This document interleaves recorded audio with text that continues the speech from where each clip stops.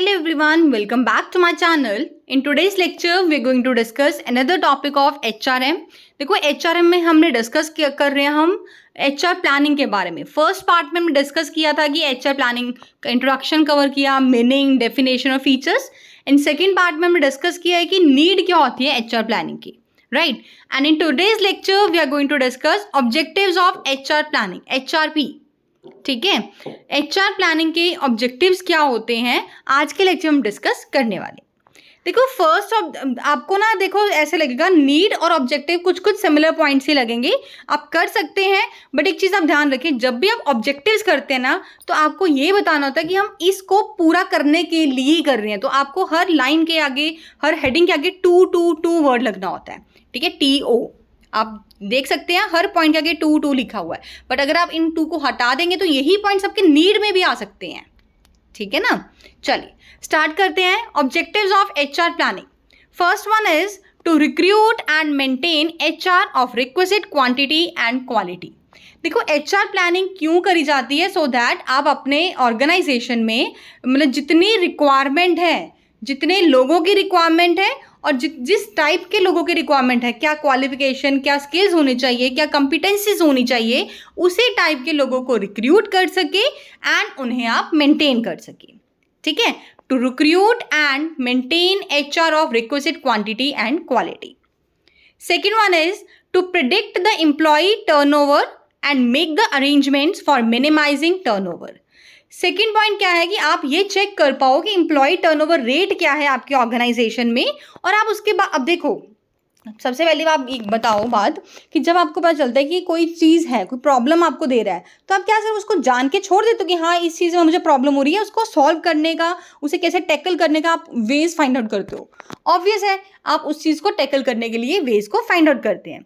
तो यही बोला गया है कि HR प्लानिंग क्यों करते हैं, सो दैट आप प्रेडिक्ट कर सको कि एम्प्लॉय टर्नओवर रेट क्या है आपके ऑर्गेनाइजेशन में. ठीक है, उसके बाद आप अरेंजमेंट्स कर सको कि इस टर्नओवर रेट को कैसे मिनिमाइज करना है. क्योंकि देखो अगर आपका लेबर टर्नओवर रेट हाई रहेगा ऑर्गेनाइजेशन में तो आपके कभी भी टारगेट्स अचीव नहीं हो पाएंगे. अब मतलब एक बार मैं बता देती हूँ कि लेबर टर्नओवर या एम्प्लॉय टर्नओवर होता क्या है. ये एक ऐसा रेट है कि जो आपको ये बताता है कि कितनी तेजी से, कितने फ्रिक्वेंटली आपकी ऑर्गेनाइजेशन से लोग काम को छोड़ के जा रहे हैं. ठीक है, नेक्स्ट आता है आपका to meet the requirements of the programmes of expansion, diversification etcetera.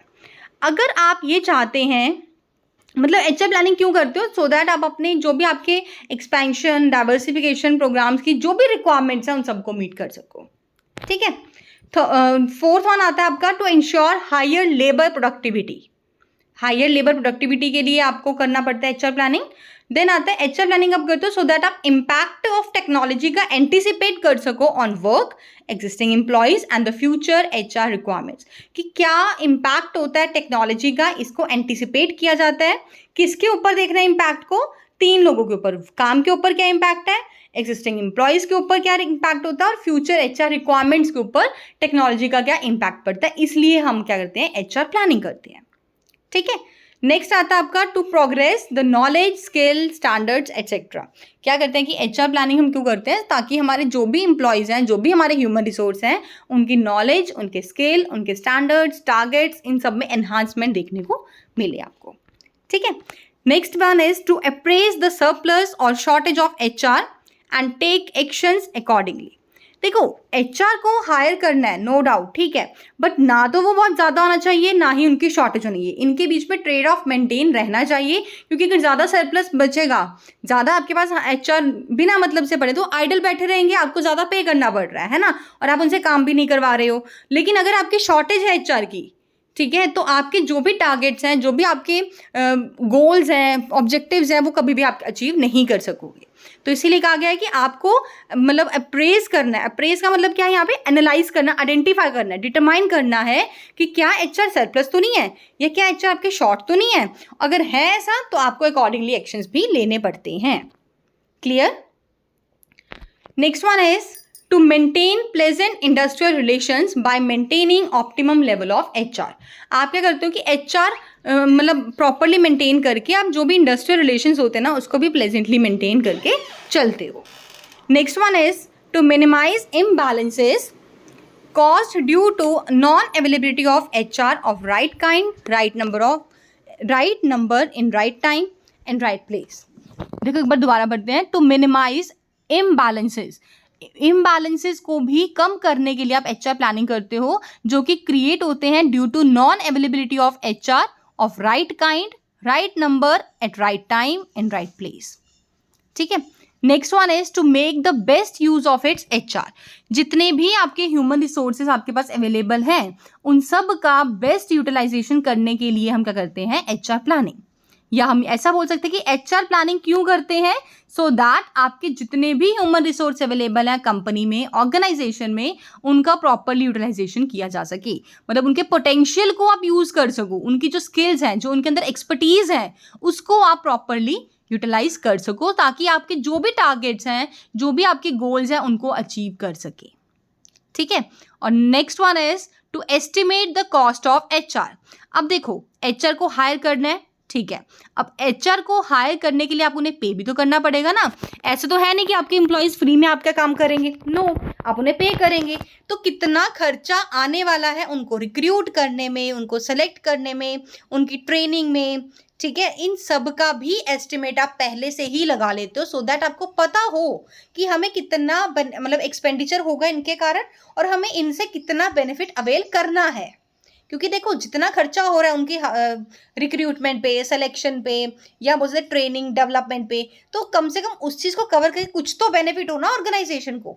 ऐसे तो है नहीं कि आपको उनको हायर करने में 1000 रुपीज़ लग रहा है सपोज एक पर्सन को, ट्रेनिंग सब मिलाकर. अब ऐसा तो है नहीं कि वो 1000 का भी बेनिफिट ना दे आपको. ठीक है, कुछ तो बढ़ा के लेंगे ना. तो लास्ट पॉइंट क्या आता है, आप HR प्लानिंग क्यों करते हैं, so that you can estimate the cost of HR. ठीक है. तो ये कुछ पॉइंट्स थे जो आपके ऑब्जेक्टिव्स को दर्शाते हैं कि HR प्लानिंग के ऑब्जेक्टिव्स क्या होते हैं. चलिए एक बार फटाफट से क्विकली रिवाइज कर लेते हैं. फर्स्ट पॉइंट हमने डिस्कस किया था to recruit and maintain HR of requested quantity and quality. Second one is to predict the employ turnover rate and make the arrangements for minimising turnover. Third one is to meet the requirements of the programs of expansion, diversification, etc. Fourth, to ensure higher labor productivity. Fifth one is to anticipate the impact of technology on work, existing employees, and future HR requirements. Sixth one is to progress the knowledge, skill, standards, etc.